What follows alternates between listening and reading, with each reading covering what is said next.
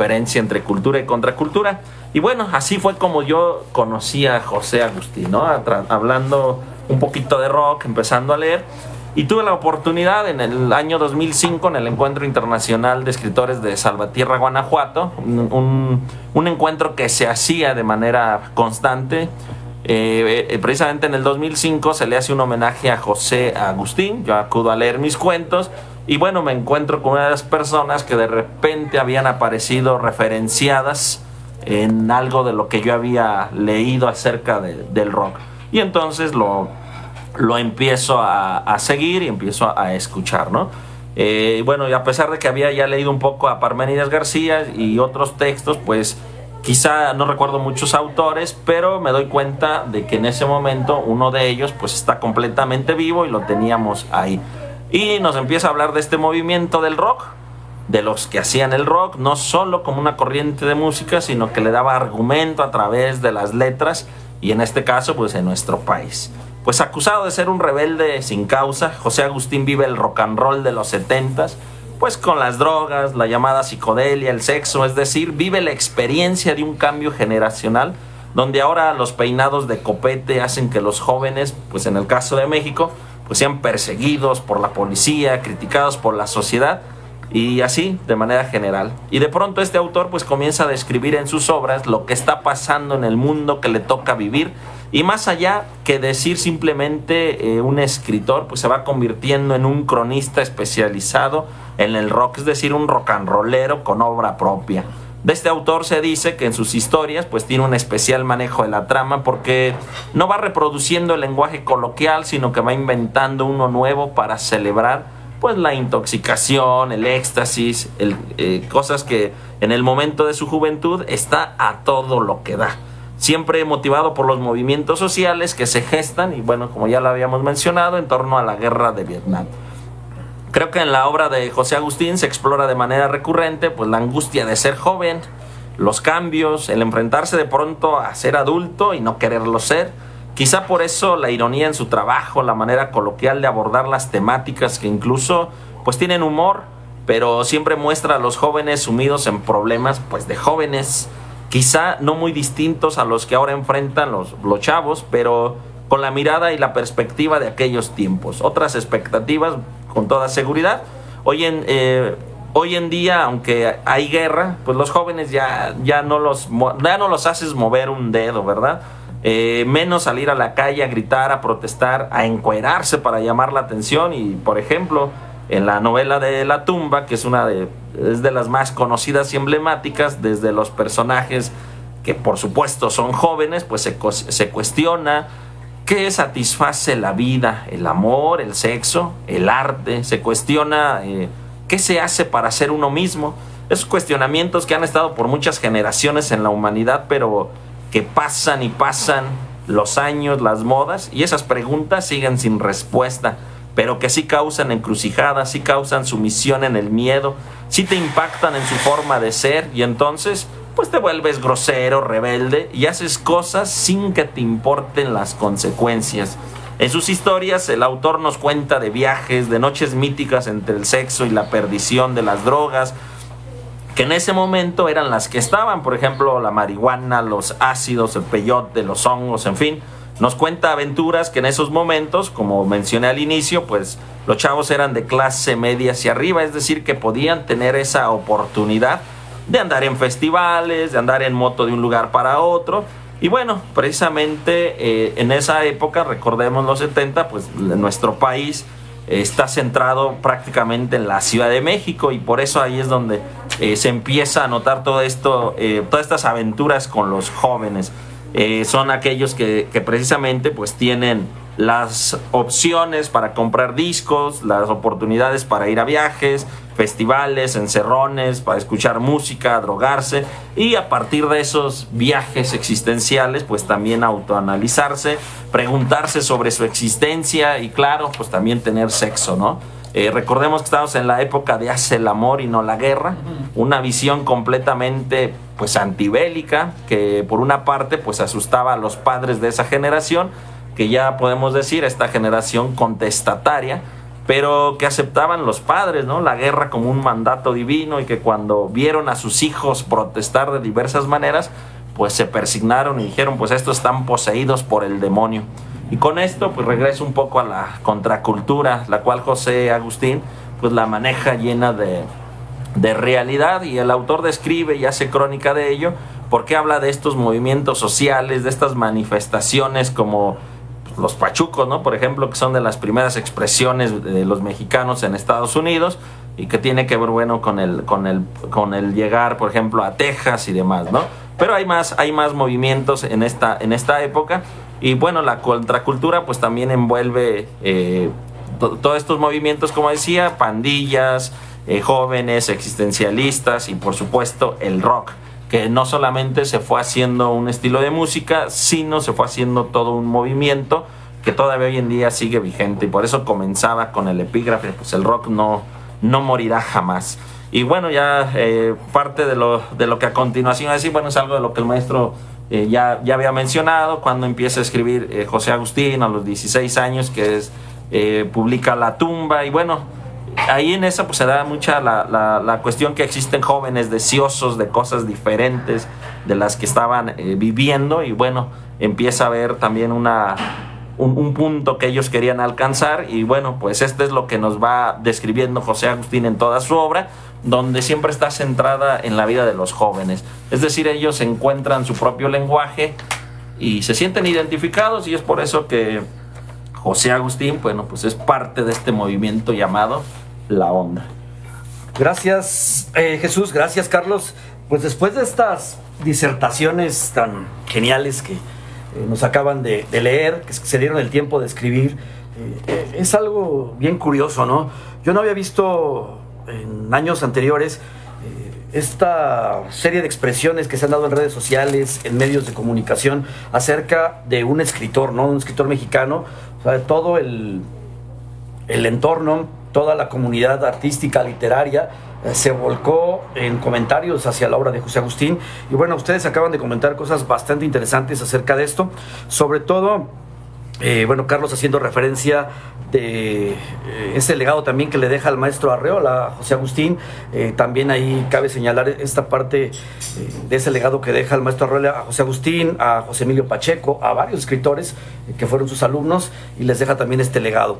Me gustaría preguntarles ahora, pues ahora sí que parafraseando un poquito esas frases, ¿no?, que se daban en esas épocas, ¿qué onda con la onda? ¿Qué piensan ustedes acerca de la onda, de este movimiento literario, de contracultura? Porque es más allá de literario, es un movimiento de contracultural, porque bien muchos señalan, ¿no?, que después de los años 60, 70, había una línea, por decirlo así, en la cuestión literaria, lo que se publicaba, lo que se escribía, una onda que, bueno, más bien un rollo que tiene que ver con el tema del gobierno que estaba en ese momento en el país.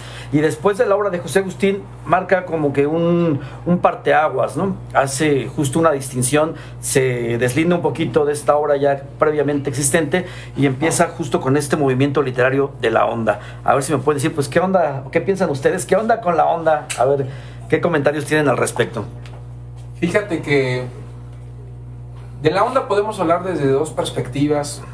De entrada, la primera, la perspectiva historiográfica desde la literatura, donde ubicamos el movimiento de la onda, ¿no? Ya Máster Sarasúa decía, pues efectivamente la onda cronológicamente inicia con la publicación de Gazapo de Gustavo Sáenz, un novelón impresionante, una novela de formación. Algunos colegas se engolan en recomendar El Guardián bajo el Centeno, El Guardián del Centeno, pero no conocen Gazapo. Dices, güey, o sea, no puede ser que una novela tan fundacional como Gazapo de Gustavo Sáenz no esté en la lista de recomendados. A veces Gustavo Sáenz es un escritor periférico, incluso en los últimos años es difícil encontrar. Hay un libro que se llama, que lo quiero recomendar muchísimo, además de Gazapo, La princesa del Palacio de Hierro. Es quizás ese y A la salud de la serpiente es un trabajo experimental fascinante, maravilloso, un texto de cerca de 800 páginas, el de La salud de la serpiente, donde el maestro Gustavo Sáenz hace lujo, maneja con una maestría impresionante los recursos retóricos, literarios, narrativos de la onda. El primer elemento, y aquí es donde yo hablo de estas dos perspectivas, ¿no? De dónde abordar la onda, desde una onda historiográfica o desde una experiencia lectora personal, y yo voy a elegir el segundo camino. En este camino de la experiencia lectora de la onda, yo distingo varios elementos que me gustaría destacar. El primero de ellos es esta desaprensión de la corrección política que actualmente se ha vuelto una especie de imposición moralina en la nueva Inquisición, incluso envidiada por la ultraderecha, porque si no decimos todas y todos, ya nos lincharon o nos cancelaron. Y en aquel momento, a finales de en los 60, en los 70, les valía madres absolutamente la corrección política. Era más bien esto que señalaba reiteradamente en su texto el maestro Sarasúa, este posicionamiento de oposición, de tomar la palabra, tomar las calles, de salir y oponerse, no tomar partido. Eso es importantísimo. No tomaban partido por uno o por otro, por otra ala política no, era un escucharnos, ¿no? Escuchen la voz de los jóvenes, la voz de los estudiantes en ese momento, ¿no? Entonces, el retrato que hace Gustavo Sáenz en Gazapo, el retrato que hace el maestro Agustín en La Tumba, o el retrato de Ciudades Desiertas, que también me gusta muchísimo, o de Perfil, que les decía es mi favorita, es el retrato de este chaval sacadísimo de onda por el crecimiento, por lo que implica pasar a la adolescencia hacia la primera etapa de la adultez en la clase media, porque ciertamente los personajes son personajes que no se tienen que preocupar por el dinero. Si, dice incluso en de Perfil, ¿no? Si bien no estamos pobres para morirnos de hambre, pues tampoco estamos nadando en billetes, ¿no? Así dice. Pero tenían la posibilidad. Exacto. Tienen la posibilidad de acudir a conciertos, a toquines, andar en moto, viajar a lugares donde pues, uno jodido pues, no puede hacerlo. Incluso el personaje narra que en la casa de Humberto hay un jardín en donde puede salir a respirar al lado de su piedra, que es su cámara, ¿no? Y sale a fumar, es un fumador empedernido este personaje de Perfil. Estos rasgos de la contracultura están totalmente despegados a la Inquisición que representa la corrección política en la actualidad. Un síntoma grave de eso, y que no estaba presente en la literatura de la onda, es el posicionamiento de la palabra por sí misma. La palabra para señalar al sexo, por ejemplo, el sexo está presente en todas las obras de José Agustín y Gustavo Sáenz ni se diga. Creo que Gustavo Sáenz todavía es mucho más precoz que Agustín, es más sexoso, ¿no? Incluso rozando los linderos del erotismo urbano. Yo creo que ahí está muy presente en Sáenz. Pero en José Agustín, por ejemplo, se habla de este advenimiento por momentos rocambolesco o por momentos que se decanta hacia un deseo edípico, hacia su madre, sin el menor reparo de lo que vaya a decir la sociedad, ¿no? Entonces, y habla de las mujeres, de sus nalgas, de sus tetas, del deseo, de las erecciones, del salir con... incluso él juega mucho con los nombres, ¿no? Hay un personaje que le dicen el hacedor de pláticas. Luego le va diciendo el hacedor de palabras, el hacedor de desmadre, el hacedor de cotorreos, ¿no? A su mamá, por ejemplo, se llama Violeta, le habla con su nombre propio, ¿no? En lugar de decirle mamá, ¿no? Dice Violeta. Violeta, así nomás, a secas. Y también a esta Greta Thompson, que es uno de los personajes, una cantante de una banda también de clase media que tenían para comprarse aparatos, para comprarse micrófonos. Pero de repente le cambia los nombres, ¿no? Entonces, en lugar de decirle Greta Thompson, dicen Algas Thompson, ¿no? Tetas Thompson. Ese es uno de los primeros elementos que quiero destacar. El segundo elemento que destaco, ya lo dijo de manera formidable Jesús Sarasúa, el elemento del rock and roll, porque nos encontramos con un rock no solamente limitado a la cuestión musical, sino que permea el estilo de vida de las personas, ¿no? Y este estilo de vida del rock necesariamente tiene que ser embebido de la influencia musical gringa y de la influencia musical británica, de la nueva ola inglesa. ¿Por qué? Pues porque son los referentes inmediatos. O sea, para escuchar discos en aquella época, en los años 50, en los años 60, pues uno tenía que recurrir a la clase media que tenía acceso para comprarse los acetatos y tenía para comprarse una consola y amplificarla en las fiestas de la pequeña burguesía de ese entonces, ¿no? Fue así como fue permeando esta rola de Alex Lora, la de El rock no morirá jamás. El rock no morirá jamás. De hecho está basada en una canción de Neil Young que se llama Hey Hey My My Into the Blue, así se llama la canción.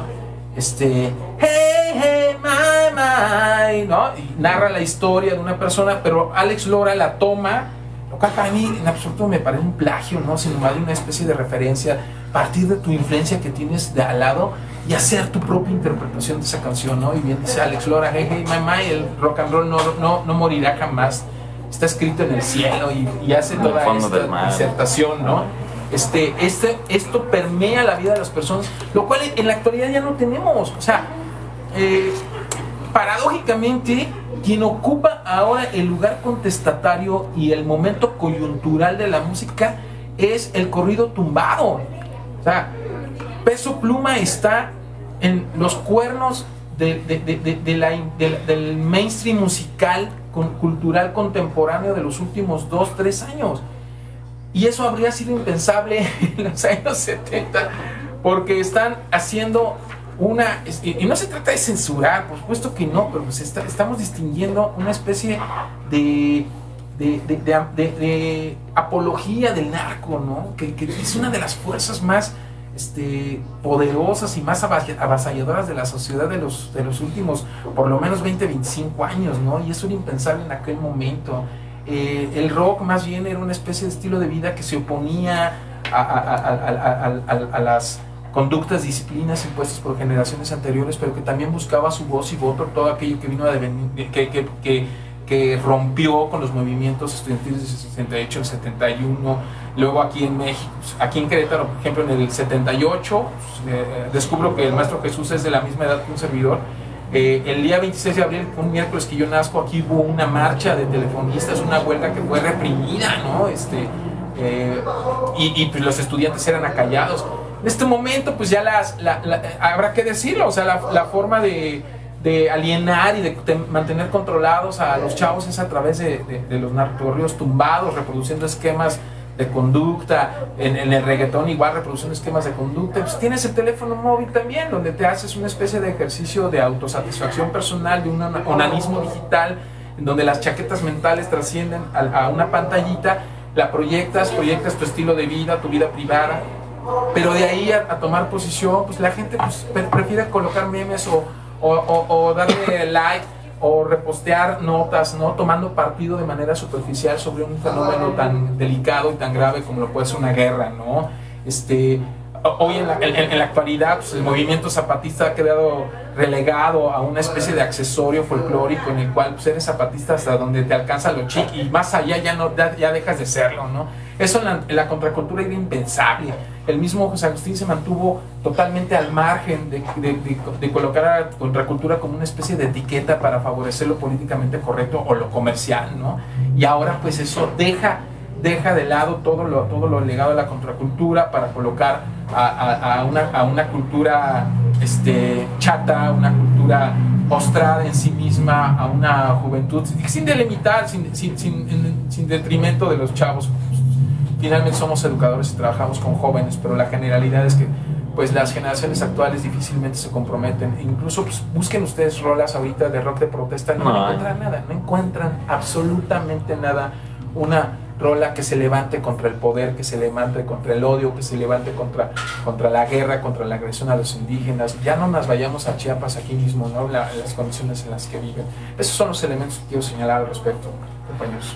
Así es, y bueno, ¿qué onda? Con la onda, como bien lo menciona el maestro, pues siempre tuvo la visión, ¿no? De ser, como dice, ¿no? La cuestión del punk, que le dicen esta idea de hazlo tú mismo porque puedes, ¿no? Y de hecho eso lo seguimos viendo. Si nos acercamos, por ejemplo, un poquito a la cultura punk todavía hoy en día, nos encontramos literatura en fanzines, fotocopias y demás, ¿no? Donde, como bien lo mencionaban, pues no hay canciones a lo mejor de protesta, pero quizá no canciones que estén circulando en la radio o que sean, por ejemplo, bien grabadas, ¿no? Con un productor y demás. Pero sí, quizá hay grupos que podemos encontrar a algún que otro artista con sus canciones pues grabadas de manera casera y bueno, que tienen un alcance pues más corto, ¿no? Porque todo eso ha sido relegado. Creo que desde hace tiempo lo que ha sucedido, bueno, es que lo voy a decir, ¿no? De pronto el que escribe, pues quiere escribir para hacer y publicar libros, no para trabajar una idea y permear y ver un cambio, ¿no? El que canta, pues hace lo mismo, ¿no? Está tratando de tocar bonito precisamente pues para que sea invitado, contratado, pero se ha quedado como esta parte, ¿no? Que le dio sustento a la onda de, bueno, pues di lo que piensas, haz lo que tú quieres, pero sí con la idea firme, ¿no? De haz el amor y no la guerra, ¿no? Creo que eso hoy en día pues, nos hace falta, ¿no? Y como bien dicen, pues hace falta conocer la historia para no volver a repetirla. Y en este caso, pues nos hace falta conocer la historia para saber que este país no siempre ha sido como lo es, ¿no? De pronto cuando escuchamos o platicamos con gente que vivió en los 60, en los 70 en la Ciudad de México y que te dice, pues traer el cabello largo pues era un imán para que la policía te agarrara, te pateara y luego te preguntara a dónde fueras. Hoy en día pues vemos incluso hasta el trato, ¿no? Cómo agarran a alguien pues, con pincitas, no te vaya a lastimar y demás, ¿no? Pero eso le dio a esta parte, ¿no? Y que de pronto la contracultura pues se fue volviendo también marginal a partir de lo que fue la censura al rock and roll en la Ciudad de México, pues también se fue volviendo marginal y ya hemos escuchado esas historias, si lo queremos poner entre comillas, románticas de los hoyos funky, donde sí, pues tocaban sin aparatos o estando tocando llegaba la policía y se los llevaba. Y digo románticas, ¿no? Porque digo, quizás sí habría muchas tocadas que se desarrollaron sin haber pasado por eso, o mucha gente que fue y no le tocó vivir eso, pero que le fue dando un fundamento. ¿Cuál es el fundamento? Digo, de repente si escuchamos el rock urbano todavía hoy en día, en algunos grupos como La Otra Cara de México y como no sé, en algún tiempo lo fue el mismo Aragán, el mismo Liran Roll, la mismísima banda Bosti, que sigue vigente, y escuchamos las letras, no son grupos que de pronto los vamos a ver llenando estadios, pero sí los vamos a encontrar presentándose en un callejón del barrio, de la colonia lejana, donde a lo mejor los microbuses no entran, el camión de coca sí, el microbús no, y ellos también pueden llegar hasta allá, mostrar, observar. Yo creo que algo de lo que ha hecho el rock mexicano, sobre todo el mal llamado urbano, digo mal llamado porque pues, todo el rock que se hace en la ciudad, independientemente si fue hecho en un gran estudio o de manera casera, pues es urbano, y sobre todo por las temáticas, pues tiene hoy en día, ¿no? Ese rock urbano que sigue vigente siendo contestatario, pero que ya se relegó, ya no es de clase media, ahora es a la parte marginal. Y bueno, creo que esa es la onda, ¿no? También hoy en día, si sigue viva o si sigue un resquicio de eso, pues se sigue manteniendo ahí, en esa zona. Ya se trasladó, ya la relegaron a la parte más marginal, pero que sigue con fuerza, ¿no? Y sigue habiendo más movimientos. Y como les decía, de pronto vas a la Ciudad de México, te encuentras una tocada y encuentras esos fanzines donde viene una poesía, donde viene un relato, como los que hacía incluso Rodrigo González, ¿no? Que no solamente es el manifiesto rupestre, sino que hay una serie de cuentos que de pronto te sorprendes y dices, bueno, es que pensaríamos que los cantantes solamente hacen canciones, pero no, pues de hecho a final de cuentas la palabra en todo su esplendor pues es la literatura, ¿no? Y ahí José Agustín, bueno, pues utiliza como soundtrack de su obra pues el rock and roll, ¿no? Y eso es algo pues que tenemos que valorar, en el sentido de que, como bien lo decía, maestro, pues ya el rock and roll no que sea visto como una pieza de museo, pero es una forma todavía, el que existe y el que ha ido quedando, es una forma de manifestación donde vemos reflejada la realidad. En los 70, la realidad de los jóvenes de clase media. Hoy en día, en realidad, las realidades de los jóvenes pues más marginales, ¿no? Sí. Y que ahí vamos. Gracias a ambos por sus aportes sobre, pues ahora sí que qué onda con la onda. Y como bien comentaba, ¿no? Pues José Agustín era un melómano en toda la extensión de la palabra. Por ahí circulan en redes sociales algunas entrevistas que le hicieron en Canal 22, donde comentaba que siempre la música iba a estar presente. Y que comenta que su papá era aviador y entonces viajaba de la Ciudad de México a Los Ángeles, y entonces él tenía la oportunidad de encargarle discos. Y lo que mencionaba el maestro, bueno, era gente que tenía la posibilidad de tener una consola y de comprar los discos. Imagínate una persona en esa época de clase baja, que su papá no era aviador, pues obviamente el disco hasta cuántos años después lo escuchó. Sí, y bueno, comentaba él que siempre había música cuando él escribía, podía escribir con música clásica o con música de Pink Floyd. Lo que sí necesitaba era música. Incluso hacía en la entrevista un comentario de que lo que sí no podía faltar era el jazz, ¿no? O el blues más que nada. Y bueno, pues ahora continuando con este tema de José Agustín, me gustaría que nos comentaran acerca de su narrativa. ¿Qué piensan de su narrativa, de sus textos? Por ahí comentaba Carlos, yo creo, bueno, yo leyendo y haciendo una reflexión de La tumba, yo pienso que en algún punto actualmente sería hasta cancelado, ¿no? José Agustín, por su narrativa, por lo que comenta. Por ahí también leyendo, igual haciendo algunas divagaciones, yo pensaba incluso que se inventaba algunas palabras el maestro José Agustín. A ver, ¿qué nos pueden comentar al respecto? Yo preparé un pequeño texto para esta pequeña reunión sobre de perfil. De perfil en el efervescente crisol de los años 60, donde las convenciones se desmoronaban y la juventud buscaba su voz, surge De perfil, publicada en 1966.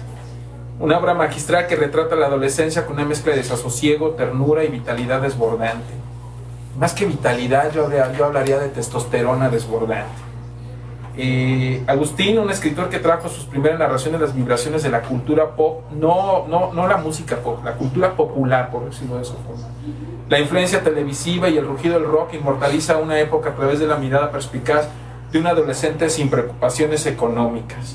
El narrador, a quien conocemos con el mote del arrinconado, que así lo bautiza uno de los personajes más enigmáticos de esta novela, que es Octavio, dice, es impuesto por uno de los personajes, por Octavio. Es un joven de los prósperos años 60 que se desliza por sus años formativos, donde las reglas gramaticales se deshacen hilarantemente entre sus dedos como cubos de hielo, y el lenguaje de la onda se convierte en una expresión desbordante de anglicismos, neologismos y sílabas telescopiadas, tradición de la cual van a embeber otros autores. Se me ocurren por lo menos dos, pero les decía al principio, hay un montón de autores que somos hijos de Agustín, ¿no? Entre ellos, pues Bernardo Fernández, el BEF, tiene una novela que se llama Tiempo de Alacranes, en donde juega con los nombres de los grupos. Hay una pendejada que yo no aguanto y cada que la leo me río hasta llorar, que uno de los personajes viene escuchando los Smashing Pumpkins, lo pone así toda la palabra, ¿no? Smashing Pumpkins, pero Smashing Pumpkins. Entonces yo leo eso y me boto de risa, ¿no? Lo mismo hace Ortuño con sus exploraciones lingüísticas,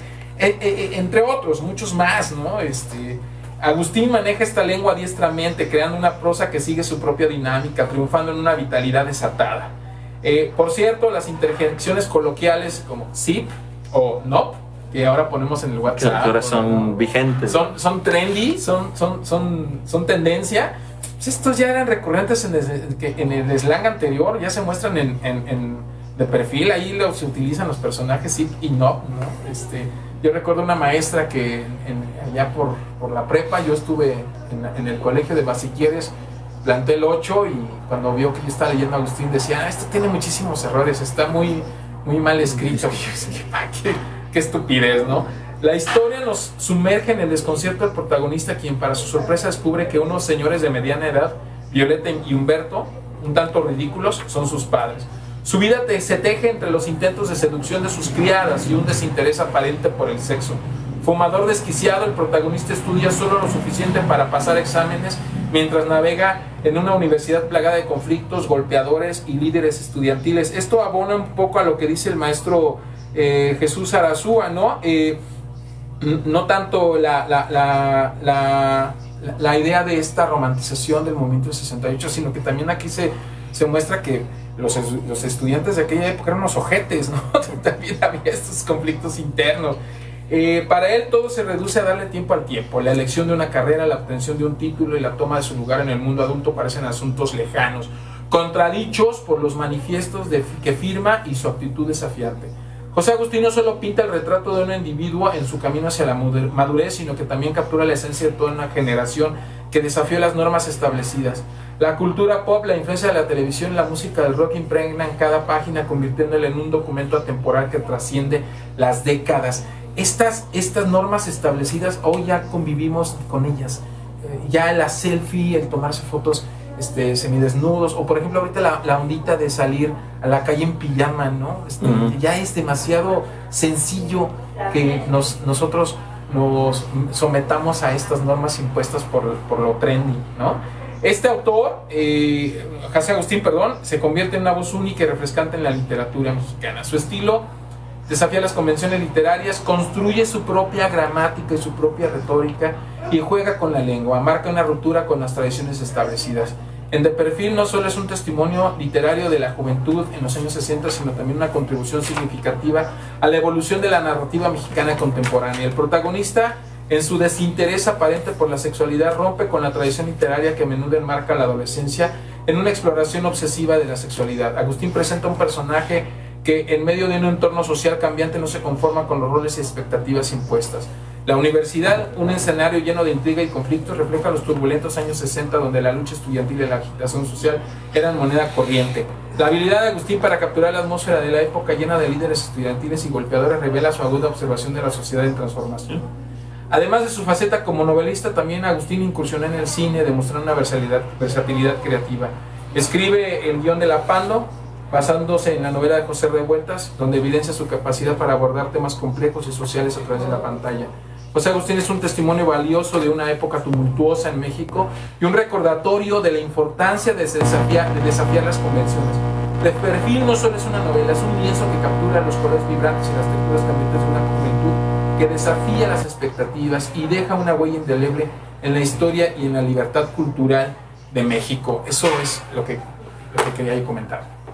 Y que bueno, yo creo, ampliando un poquito esto, no solamente forma su propia gramática y demás, creo que eso es parte, lo voy a decir así, ¿no? De cierto modo hasta parecía como parte del mexicano. El mexicano siempre repara una mesa, ¿no? Y nos encontramos, siempre ponen el ingenio mexicano. Pero por ejemplo podemos, los escritores que se han hecho en el corte costumbrista, ¿no? Y que de pronto usan arcaísmos y demás. Ahorita me vino a la memoria, por ejemplo, cuando dices, la maestra decía, es que está mal escrito. Pero por ejemplo, si leemos autores que empiezan a hacer estas referencias, pues vamos a encontrar palabras como el truje, el aire y demás. Cuestiones que, por ejemplo, en el caso de José Agustín, bueno, lo voy a volver a decir, estamos hablando de la Ciudad de México, o sea, chilangues, ¿no? O sea, la parte de hablar, de inventarte las palabras, de hacer esos cambios, de modificarlas, de reducirlas, de acotarlas, de fusionarlas. Y creo que eso se muestra a lo largo de su obra. Por eso es como decir en un lenguaje desenfadado, y quizá por eso atrapó fácilmente a la juventud. Le estabas hablando en su lenguaje, le estabas hablando en su modo, y aquí el asunto no era que él se lo hubiera inventado, ¿no? En ese sentido, sino que la gente que lo leía pues, era parte de su cotidianidad y decía, ya ves, no está mal dicho lo que dije, porque aquí también está. Además recordemos, bueno, regularmente se decía antes, ¿no? Si está en un libro, pues es que está correcto. Antes no existían las redes sociales ni el internet. Entonces las referencias eran los libros. Y hablamos de una juventud que empieza a tener esta postura de leer y demás. A mí algo de lo que me sorprende, y ahorita Mauricio lo mencionaba, ¿no? Durante la semana todos los comentarios editorialistas fueron en función a José Agustín. De hecho, pues empieza uno a escuchar ciertos datos y demás, ¿no? Y José Agustín también, hablando de esta diversidad, pues nos pone en claro pues, que ser escritor no es solamente me voy a dedicar a hacer libros, sino que hace guiones de teatro, hace guiones y adaptaciones, ya como bien decía el maestro Carlos, pues para películas y demás, que esto también debe ser una muestra para los que hoy en día escriben, ¿no? O sea, que no solamente es pues aquí, ¿no? Me voy a encerrar en esta parte, sino que tiene uno que explorar toda la cuestión de la palabra en todo su alcance, desde lo que está en lo callejero hasta lo que puedo llevar a un teatro, que puede ser pues muy popular o muy pomposo, pero también lo que alcanzamos a la televisión. Hoy en día de cierto modo es mucho más fácil. En el internet y las computadoras han facilitado, tú grabas una canción, la pones, la subes y si le gusta a la gente la reproduce, si no simplemente la olvida. Lo mismo si haces un cortometraje o si haces una obra de teatro, ¿no? Y creo que eso era algo que la gente antes no tenía y que la juventud no tenía, y quizá por eso ese tesón para luchar y decir, bueno, lo tenemos que alcanzar, y si no me hacen caso, o sea, si no se escucha mi voz, pues no sé, me encuero, tomo un camión, tomo, no sé, una oficina, protesto, pero lo tenemos que alcanzar. Hoy en día de pronto creemos que ser revolucionario pues, es poner una expresión en el Face y ya levanté el puño y dije, no, ya protesté. Pero creo que va más allá, ¿no? Y creo que la juventud de antes lo entendió y por eso pues encontramos toda esta revolución.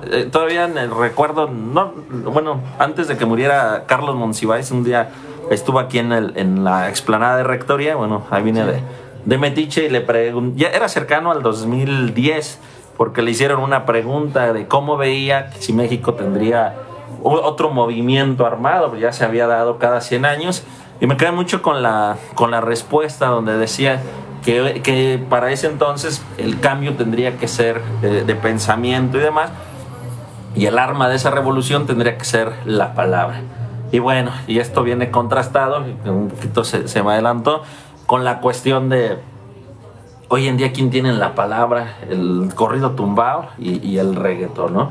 Y cómo de pronto pues la palabra pues ha quedado en un mero adorno, ¿no? Pero antes las palabras tenían fuerza, e incluso pues hay ciertas corrientes artísticas que siguen trabajando la palabra como ente comunicante, como algo que trasciende, como algo que se respeta, y que de pronto eso ya lo hemos visto perdido pues, en la música comercial, incluso en los libros, ¿no? Pues hoy en día, ¿qué libros vende? Pues el que te habla de consejos para ser el mejor vendedor, para ser el mejor hijo, el mejor padre, cuestiones de superación personal y demás, ¿no? Que de pronto la gente se ha quedado como en esa capita, y antes tendría que comprenderse, verse reflejado y decir, por eso me está pasando esto. Creo que eso va mucho de la mano, primero en los textos de José Agustín y de todo aquel que escribe en Vaya en la Onda, y por supuesto también en la creencia, en la visión que hoy en día se tiene.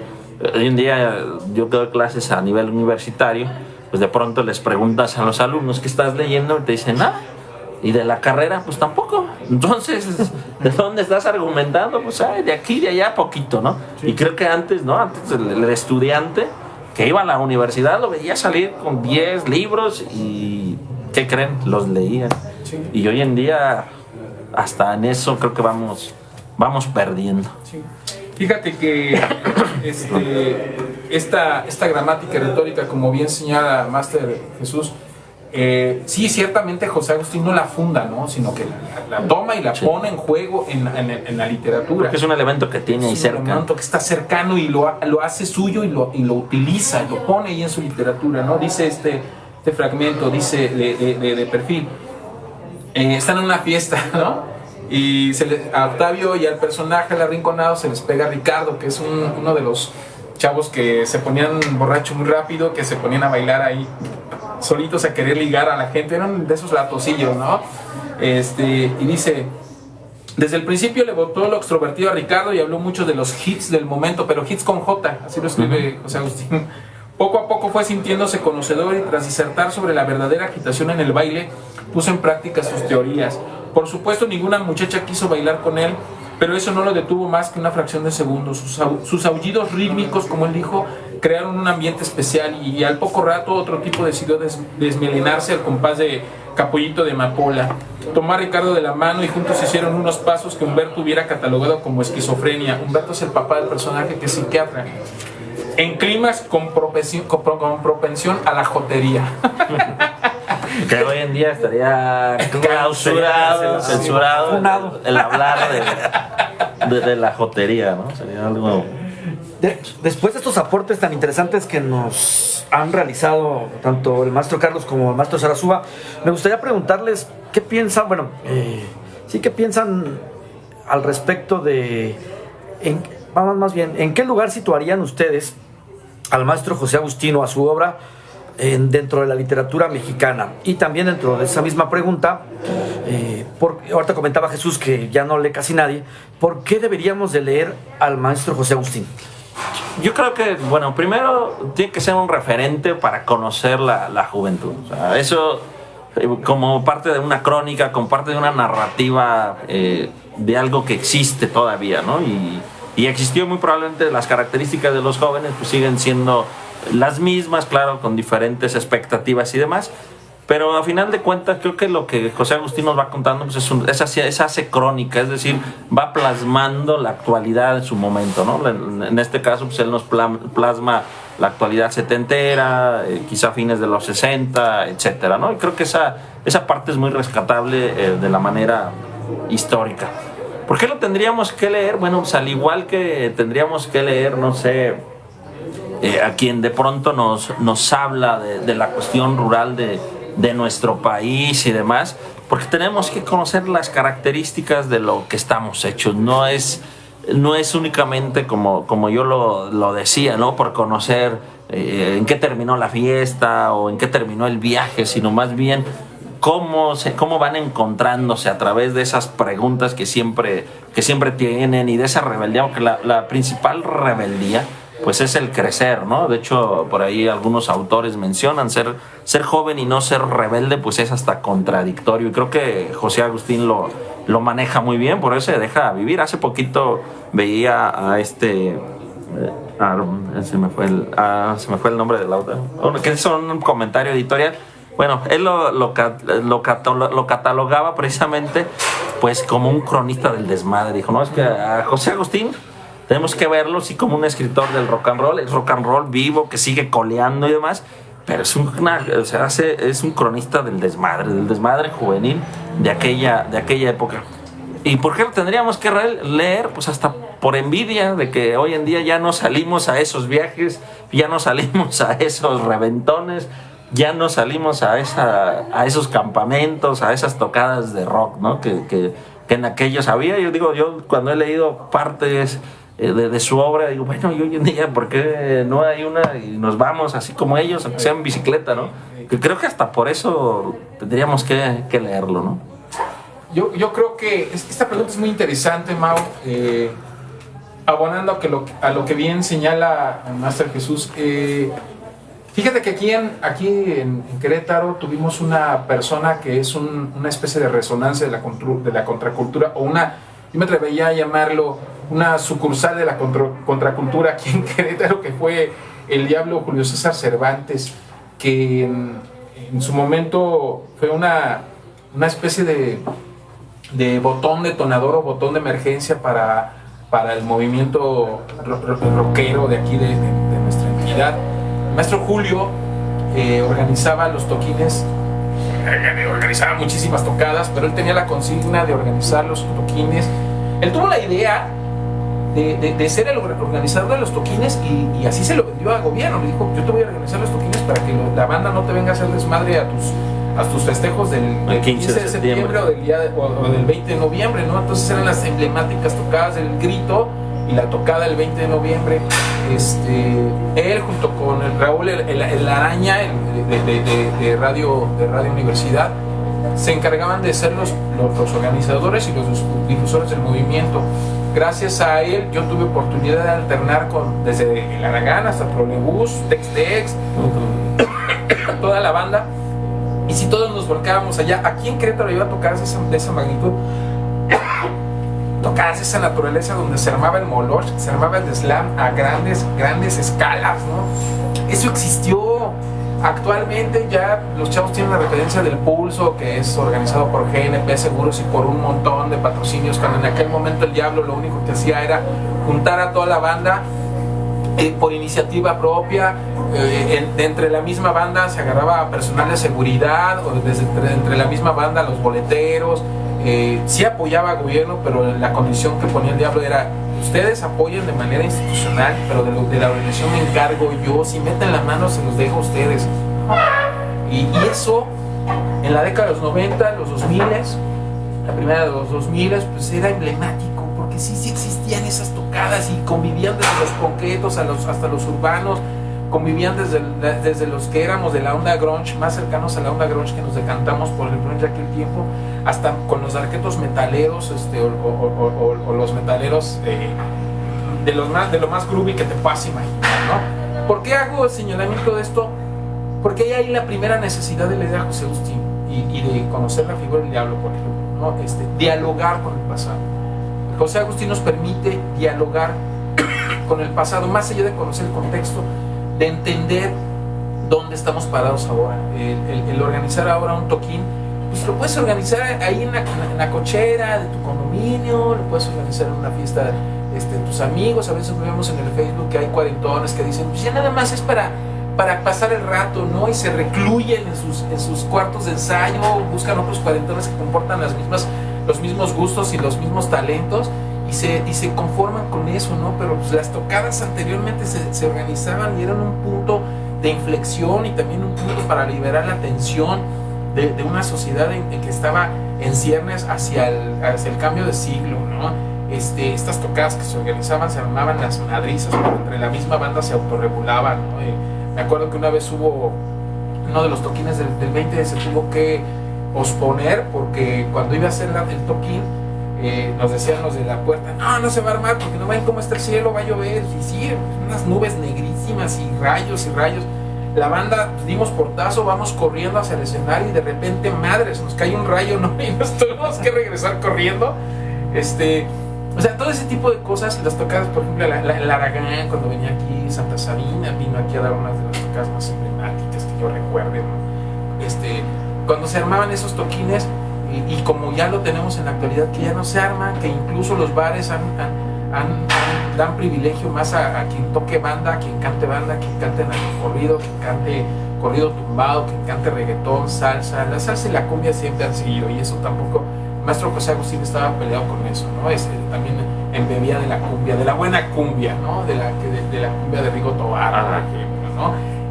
Pero eso nos permite dialogar y entender el momento en el que nosotros estamos. Ese abrir el diálogo a través de la obra, y como dice Rodolfo Campos Paulino, no hay mejor homenaje a un autor que leerlo. Creo que por sí mismo implica una necesidad antropológica, ¿no? Entendernos dónde estamos y dejarnos de tonterías y de atajos cognitivos, de etiquetas, ¿no? Ahora esos atajos cognitivos y etiquetas están en la orden del día, marcando a las generaciones, ¿no? Y marcar para callar, para medrar o para etiquetar, buscando silenciar al otro, ¿no? Como diciendo, cállate boomer, ¿no? Señalando a los que nacieron hace 50 años, en los años 70, ¿no? O cállate de generación X, o ay, es que ahora va a pedir una de Caifanes, ¿no? Estas etiquetitas en realidad pertenecen a un sistema normativo que no nos estamos dando cuenta que existe. El hablar y dialogar a través de la obra con José Agustín nos permitirá entender cómo aquellas generaciones se enfrentaron a estas normativas, estos esquemas de comportamiento inducidos, y cómo podríamos nosotros buscar otras ideas y otras formas. Hace rato en off platicábamos el Maestro Jesús y yo, ¿no? Él me decía de manera vibrante que pues, él no toca covers, ¿no? Él toca sus propias rolas. ¿Qué propuestas nuevas tenemos ahora?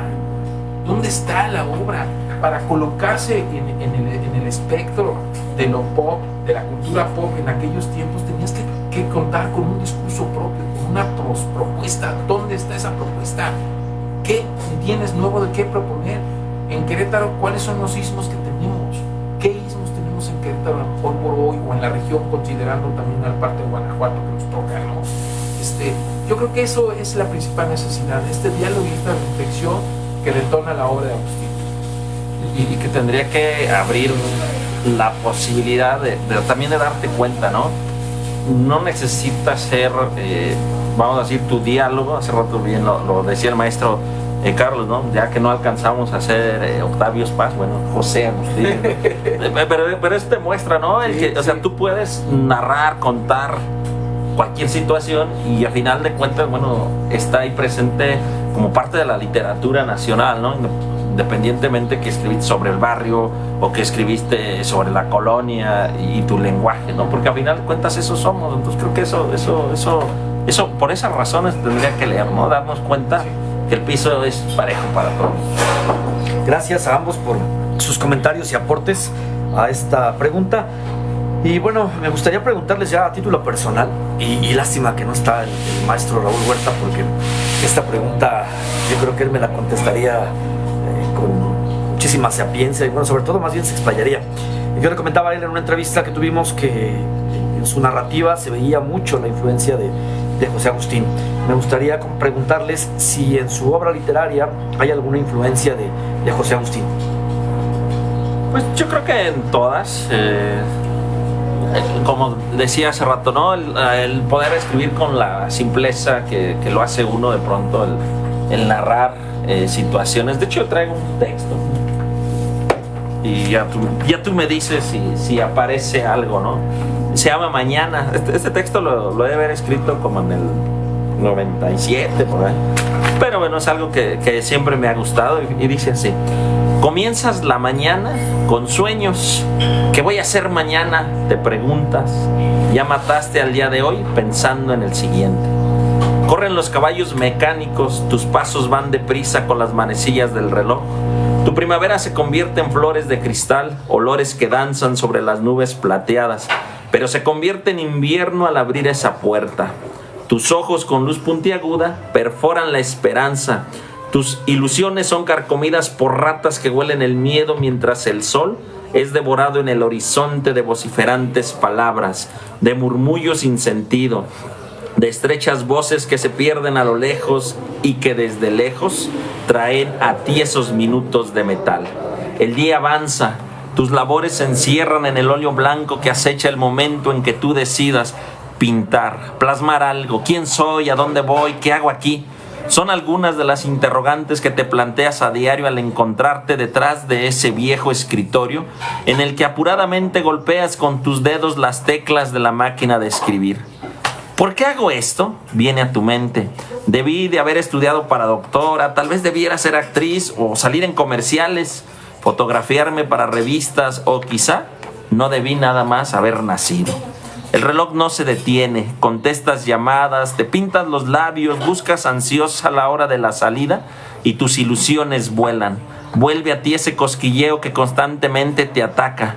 Atraes a tu presencia los sueños viejos, esos días que nunca fueron aburridos, salen del continuo lo mismo para soñar, desear y empezar de nuevo. Suena el teléfono, ¡chin! Aún no termino. Y el jefe ya quiere esos papeles. Viene tu superior y te regaña. No te hagas pendeja, te dice. Tú bajas la mirada y silenciosamente, presa de la sumisión, vuelves a tu quehacer. Miras tus zapatos que ya están viejos, aunque resanados por la bola que les has dado por la mañana.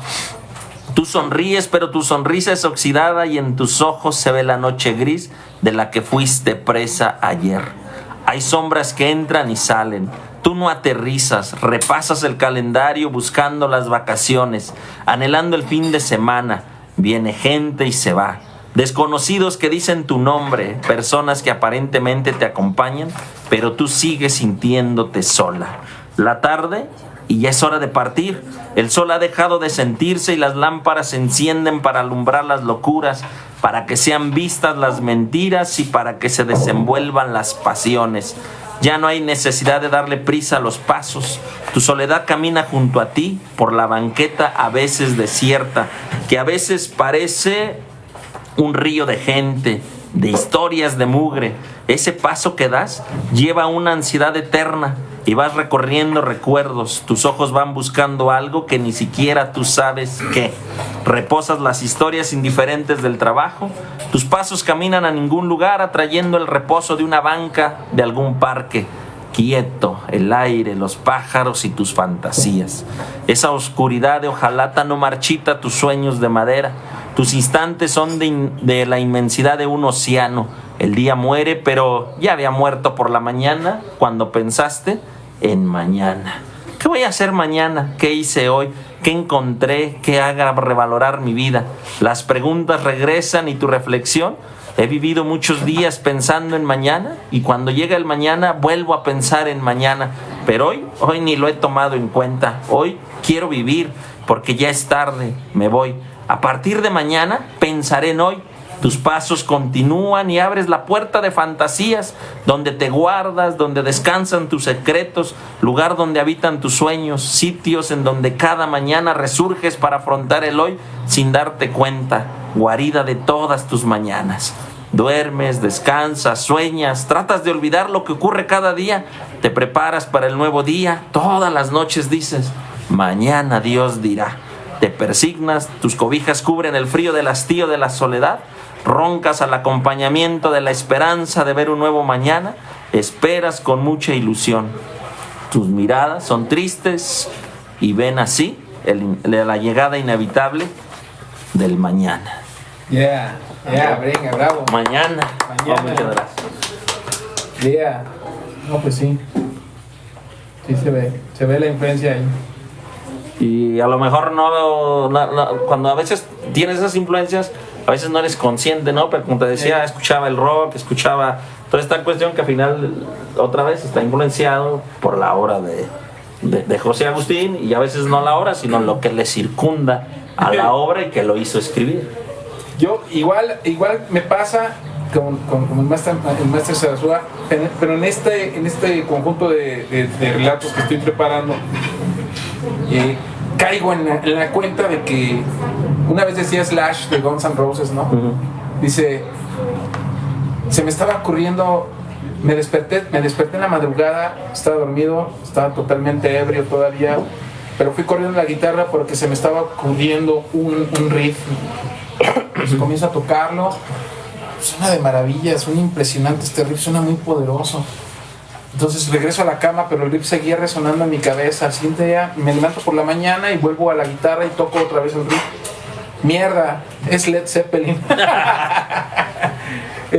Yo tengo este conjunto de relatos. Uno tuve la oportunidad de compartirlo, que es muy largo, que se llama Apocalipsis, en una de los convites literarios, en el último convite literario. A eso iba mi pregunta.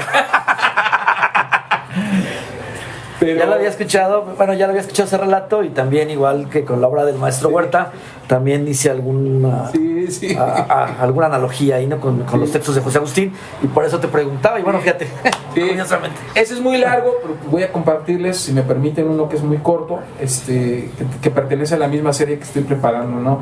Se llama Un lugar de ambiente. Viajábamos de regreso en una camioneta tipo van, el tecladista, el baterista, el bajista, el percusionista de aquella banda con la que fui a tocar, y yo, el guitarrista.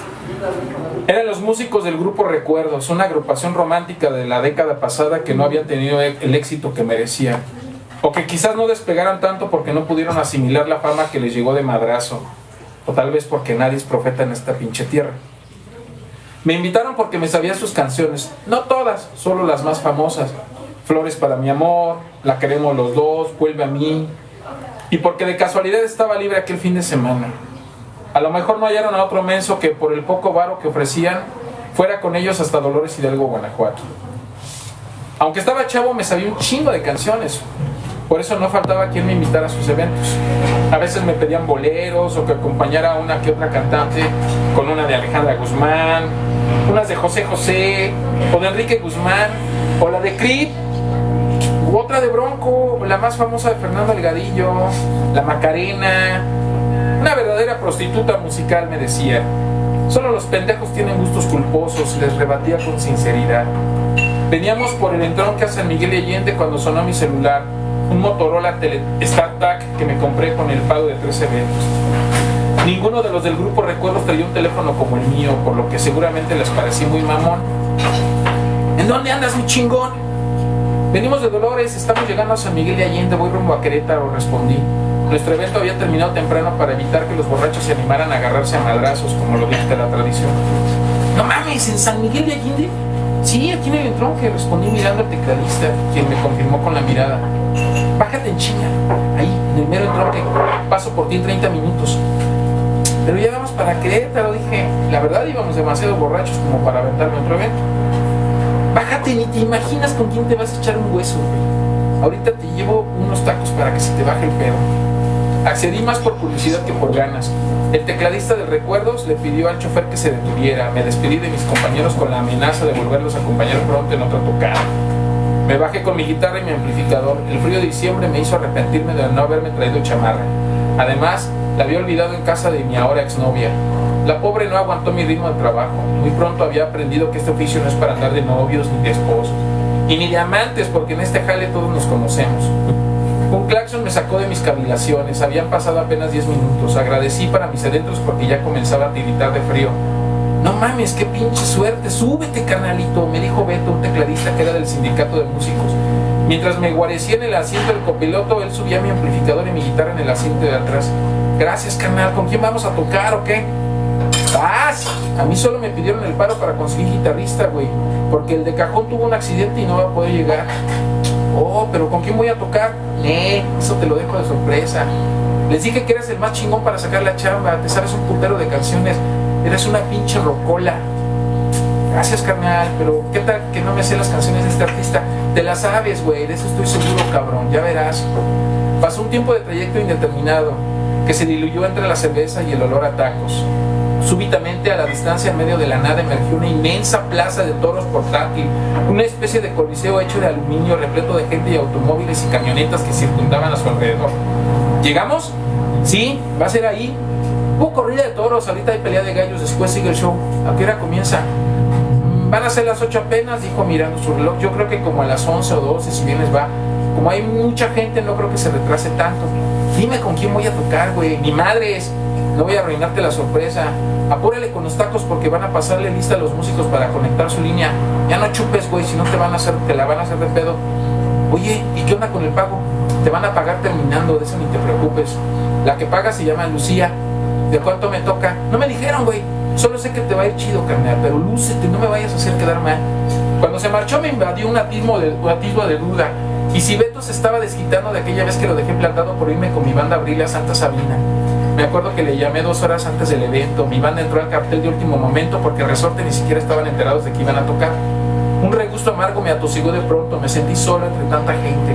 Solo a mí se me pudo haber ocurrido la estúpida idea de bajarme de la camioneta que me llevaba a casa para tocar en un lugar que no conozco, con músicos que no conozco, con un artista que ignoro quién sea y sin saber quién ni cuánto van a pagarme. Me abrí paso entre el río de gente que no dejaba de llegar. Por suerte me habían pagado el evento con recuerdos. Aunque era poco, traía lo suficiente para pagar un taxi a la central de San Miguel de Allende y el boleto a Querétaro. Es para el otro lado, maestro. Me sacó de mi trance la voz de un sujeto que cargaba a sus espaldas un estuche de instrumento, una trompeta quizás. Hola, soy el guitarrista suplente. Me dijeron que viniera porque el de base no pudo llegar. Ah, qué bueno que encontramos quien le entrara al quite. Su colega no pudo llegar. Se accidentó su autobús cuando regresaba de Acapulco al DF. Está usted muy joven, oiga. ¿Le pasaron el repertorio? ¿Se lo sabe? Sí, no hay problema, mentí. Está bueno, ya de plano si se le complica le avisa al tecladista y usted nomás hace playback.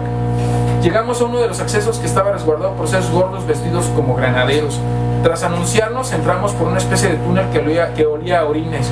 Jamás había trabajado en uno de estos armatostes. ¿Resistirá? Era la pregunta obvia que cualquier imbécil se haría al escuchar rechinar encima de él la estructura de aluminio por el peso de la gente. A nuestro lado derecho estaba el camerino, que era más bien el almacén de los incontables filas de cartones de cerveza. Con nosotros dos ya estaba completa la banda. Yo no sabía aún con quién iba a tocar. La sección de metales tocaban azarosamente melodías que en ningún momento representaron alguna pista para desvelar el misterio. El bajista y el tecladista hacían anotaciones, borraban y volvían a escribir sobre partituras arrugadas que sacaban de una carpeta gorda y blanca. El baterista calentaba sus brazos tocando una batería invisible. 2 mujeres y 2 hombres, los coristas, supuse, fumaban y reían estrendosamente por algo que les contaba una de las chicas. Por un asunto que solo los músicos sabemos, pero que nos resulta difícil explicar, no me atreví a preguntar con quién carajos íbamos a tocar. Fue hasta el momento en que el artista hizo su aparición. Buenas noches, caballeros, blandió una voz ronca y firme. El sujeto, oculto tras una gabardina, lentes oscuros, bufanda y sombrero, caminó con seguridad al centro, apropiándose de toda la atención. Buenas noches, señor, respondieron los músicos al unísono, interrumpiendo de inmediato lo que cada quien estaba haciendo. Una tensión inexorable invadió aquel pequeño espacio. Metales, por favor no le piten tan fuerte cuando estoy frente a ustedes. O dense vuelta o matícenme. No me vayan a reventar un oído, indicó el sujeto mientras se desprendía lentamente de su atuendo. Estaba seguro que esa voz la había escuchado antes en algún lado, pero ¿dónde? Sin problema, señor, respondió el músico con el que me había encontrado en la entrada. Maestro, así como le hice en el evento pasado, me gustó mucho, pero por favor no corra, le ordenó al baterista. El sujeto se había volteado de espaldas para desprenderse de su pesado abrigo. Sí, señor, con gusto, respondió el músico sin dejar de mover sus manos. ¿Tenemos guitarrista, maestro?, le preguntó al tecladista, seguramente el director musical. Sí, señor, nos mandaron al maestro, dijo el director señalándome con la palma abierta como quien muestra un cadáver. En ese momento el sujeto se giró hacia mí para mi bendita sorpresa. ¡Ay, pero si es un niño! Me lo recomendaron muchísimo, señor. Me dijeron que trae todo el repertorio y que toca muy bien. Bueno, pues ya veremos. Maestro, aquí la estrella soy yo. Pero le encargo mucho que cuando lo mire y haga esto, dijo mirándome y agitando su puño con fuerza, se me suelte con todo lo que trae, muéstreme lo que sabe hacer con esa pinche guitarra. Sí, señor, le respondí con una sonrisa aún sin poder creerlo. Era Juan Gabriel. Por supuesto que había escuchado antes su voz, no con la que canta, sino que en la que habla en entrevistas o programas de televisión, pero no la podía identificar. Tras los escenarios no usaba su característico tono amanerado. Tras un intervalo eterno, por fin nos llamaron al escenario. Salimos primero los músicos, arrancamos a la cuenta de 4 con el popurrí de Sin Dinero y con guitarra en mi mayor. Una versión mejorada presentaría a Juan Gabriel 3 años después en Bellas Artes. Yo, por supuesto, no estaría ahí. Cuando hubo terminado el largo popurrí, después de unos 10 minutos, el divo me miró y agitó su puño con fuerza.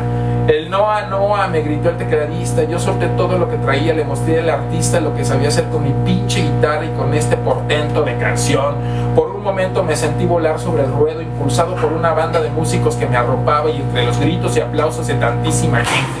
Y Juan Gabriel, eterno, diferente, alegre y de ambiente, bailando en el centro en una noche que nunca olvidaré. Y sí, me sé todas sus canciones. Muy bien. Yo me dije quién era. Gracias a ambos. Y bueno, pues qué interesante, ¿no? Este ejercicio donde podemos escuchar a dos escritores, donde pues en el texto se puede apreciar ese legado del maestro José Agustín. Y bueno, estamos ya a 10 minutos de terminar, y ya para cerrar, y antes de que nos platiquen también qué están haciendo, en qué están trabajando, nos den sus redes sociales y dónde pueden encontrar su obra, pues comentarios finales muy rápidos acerca de la obra y el legado que deja el maestro José Agustín. Pues yo creo que la obra, ya lo hemos dicho, y más bien yo haría una especie de suma, de resumen. Es una obra necesaria, es una obra pertinente, viva.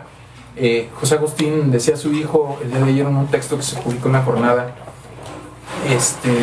su hijo no, un escritor decía, apellido Anaya, Rafael Anaya me parece, decía que pues, lo que se fue nomás fue su cuerpo. Pues, el maestro Agustín todavía sigue por acá, ¿no? Todavía está con nosotros y está vivo a partir de su obra y todo el legado que nos dejó.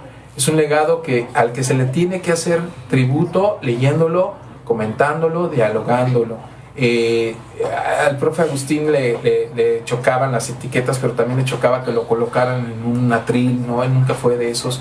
Siempre, yo tuve oportunidad de verlo así, jamás conviví con él, eso sería absurdo afirmarlo, ¿no? Pero yo nada más lo saludé, le choqué la mano, le di un medio abrazo, y él jamás se portó como autores como Guadalupe Loaesa, que me negó una vez la firma del libro porque no pertenecía a la editorial para la que ella trabajaba en ese entonces, en un evento aquí de Si Lees se nota, ¿no?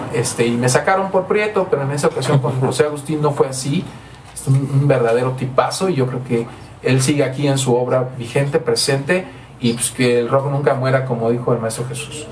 Pues sí, igual, yo creo que es un referente, como decía, no solamente de la cuestión juvenil, sino el mismo rock. Podemos escuchar la influencia en varios rockeros, sobre todo hoy en día de los llamados urbanos, que siempre están observando alrededor y están contando, están haciendo crónica de esas circunstancias. Igual yo comentaba al inicio, me tocó verlo en 2005 en Salvatierra. Yo iba a leer mis cuentos, yo medio lo había escuchado, medio todo, ya ven que de pronto conocemos la persona hasta que nos vamos. Pero por lo que decíamos hace rato, esta semana los noticieros, su comentario editorial ha estado en torno a José Agustín, y otra vez nos vuelve a reafirmar que en este país pues un artista vale más muerto que vivo, ¿no? Desafortunadamente. Sí. Porque es cuando empiezan a revalorar la obra, ¿no? Pero sí, bien como lo decían, pues la obra está ahí, vivita, coleando, rock and rolleando, y pues hay que seguir en eso, ¿no? Yo creo que seguirlo leyendo, como bien se dice, homenajearlo leyendo. Perfecto. Pues muchísimas gracias a ambos por estas disertaciones, estos comentarios. Creo que valdría la pena replicar esta plática, este conversatorio, sí, en algún otro foro, y sobre todo que se sumen más escritores o escritoras a este tipo de diálogos, ¿no? Sí, es algo diferentes escritores y todo. Que siempre se busca, ¿no? Entablar un diálogo, y sobre todo con la gente que participa. Antes de leer los saludos en todas las plataformas que tenemos, pues que nos platiquen un poco acerca de lo que están haciendo, que están trabajando en la cuestión literaria, en la cuestión artística, y si nos pueden compartir sus redes sociales también. Claro que sí. Bueno, pues los invito a conocer los libros de Letra Capital. Los estuvimos editando prácticamente abocados el año pasado. Un trabajo de edición que nos aventamos con mucho orgullo y con mucha pasión.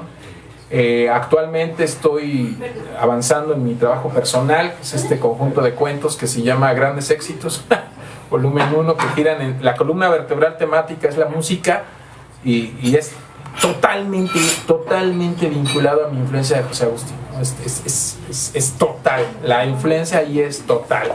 Y estoy trabajando también en una novela que se tuvo que retrasar por el trabajo del doctorado y de las ediciones, pero ahora sí ya me estoy encargando de mi obra.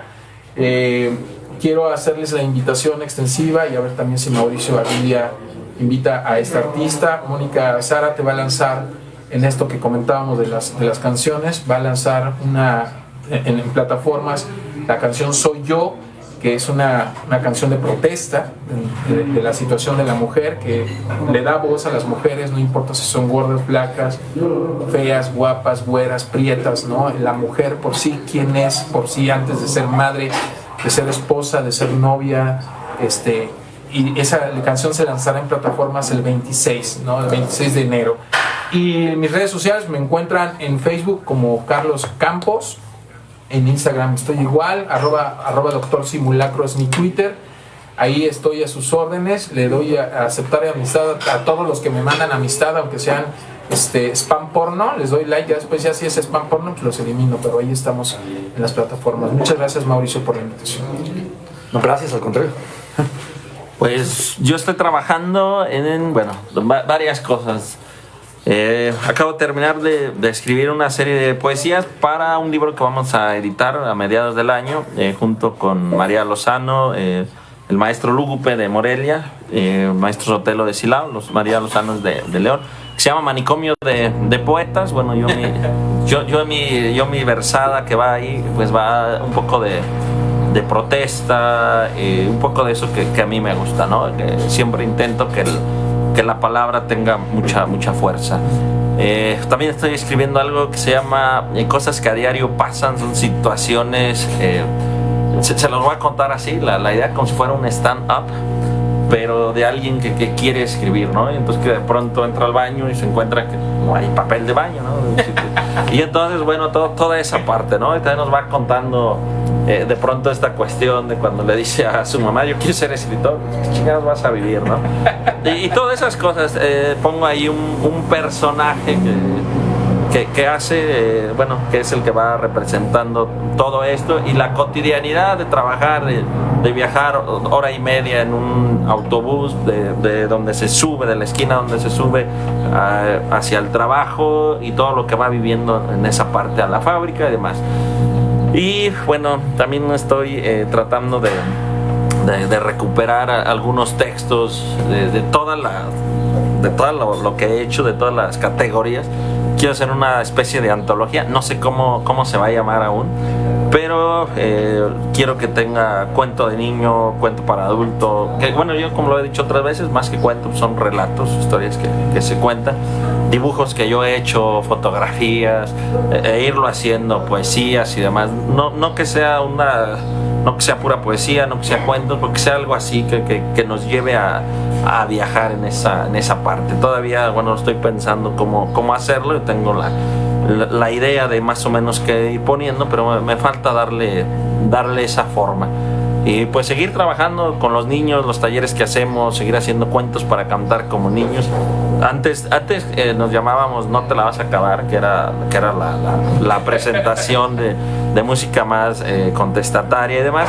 Y de pronto se vino una censura y también, empezó a haber un poco de cambios, y empecé a hacer canciones para niños, que ha sido un proyecto que sigue vivo, ¿no? Vigente, porque ahí sí, pues vamos a muchas escuelas, contamos, cantamos, hacemos talleres, los niños escriben y demás, y creo que eso es parte importante, lo vamos a seguir haciendo. Mis redes sociales solamente tengo dos, el Face, así, Jesús Arazúa, entre paréntesis, cuentos para cantar como niños, y videos en YouTube, se llama Cuentos para Cantar TV, ahí donde hay las canciones que voy sacando, conferencias, pláticas y hasta en pos de la palabra ahí lo vamos a poner. Ahí lo vas a trepar. Ahí lo trepo también. Perfecto. Pues muchas gracias a ambos y antes de despedirnos pues les voy a leer algunos comentarios rápidos. En el Instagram de la transmisión en vivo del Desvelo Café y Libros, María Rebeca Mendoza, excelente iniciativa y qué manera de comenzar con Jesús Arazúa y Carlos Campos en el mejor lugar para los escritores locales, el Desvelo Café y Libros, con el programa En Pos de la Palabra. Saludos a todos. María Lozano, Arazúa, un gusto escucharte. Nuevamente saludos, María Lozano. Everardo Acuña, saludos, mi estimado maestro Arazúa. Mónica Zárate, saludos a la familia Campos Zárate y a su bebé que viene en camino. Felicidades a la familia Zárate. Y bueno, queda pendiente la invitación para En Pos de la Palabra, que nos platique un poco del trabajo artístico que está realizando Mónica Zárate. Entonces está totalmente invitado. En la página de Trilce, Rosa Carmen Santos, Alma Cristina, también a Iste Medios, saludos, y saludos a Gabriela Paredes también. Y bueno, pues saludos a toda la gente que nos escuchó a través de la frecuencia de www.trilceradio.com y también a través de las transmisiones en el Desvelo Café y Libros y también en la transmisión de En Pos de la Palabra. Y gracias a Carlos Campos y al maestro Arazúa por aceptar esta invitación. También saludos al maestro Raúl Huerta. Ojalá y también ahora que se logra este conversatorio en otro foro, pues se pueda incluir. Y pues no me resta más que agradecerles el tiempo, agradecerles todos los comentarios que brindaron, sobre todo que se hayan tomado el tiempo para escribir textos al respecto y bueno, pues que los hayan compartido con nosotros. Y muchísimas gracias, aquí tienen un espacio y pues bueno, pues los dejo para que vayan a desayunar, porque creo que ya es bastante tarde. Jesús, no sé si quieres despedirte con algún tema o quieres tocar algo. Si quieres, Sí, la rola, sí. pues Bueno. sí, pues vamos a hacer Viva Mujer. Es de las canciones, como decía, pues, son mías. Entonces ese se llama Viva Mujer y ya con eso Con eso cerramos la con eso cerramos. Sí, dice así. Voy. Ella camina por la calle, tiene miedo que algo feo le pueda suceder. Ella ha escuchado historias de gente que se pierde y llega a desaparecer.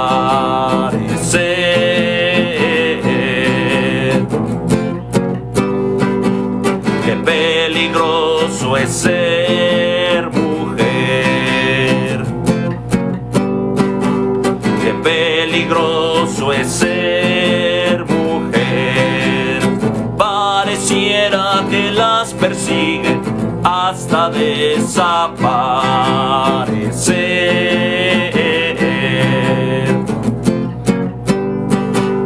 Ya no las queremos perder a ninguna en la calle.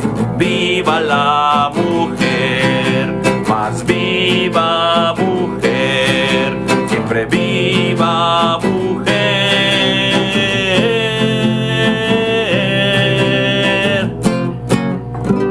Viva mujer. Yeah. Todas las queremos vivas. Yeah. Muchísimas gracias a todos los que nos escucharon a través de la frecuencia de Trilce Radio y nos escuchamos la siguiente semana también desde el Desvelo Café y Libros. Sí, Rose, sí, es correcto. Sí. Con una entrevista con Sabine Schulze. Ok, perfecto. Bueno, entonces nos escuchamos la siguiente semana aquí también desde el Desvelo Café y Libros. Y recuerden nuestras redes sociales, programa radial En Pos de la Palabra, también Trilce Radio, donde el alma tiene voz. Y pues nos escuchamos también a través de la frecuencia de Trilce Radio. Gracias a todas las transmisiones, nos despedimos y nos escuchamos la siguiente semana. Eso. Agradecemos como siempre al Instituto Cultural Iberoamericano y a su presidente don José Antonio Contreras por el espacio que nos ofrecen para llegar hasta ustedes. Síganos en nuestras redes sociales, Facebook Trilce Radio, donde el alma tiene voz, y programa radial En Pos de la Palabra. Nos escuchamos el siguiente domingo por www.trilceradio.com. Te esperamos para embarcarnos en un viaje a través de la búsqueda de la palabra. Hasta la próxima. En pos de la palabra, un foro de expresión para el arte, la literatura y la cultura. Un viaje en búsqueda del inmenso arcoíris de la palabra.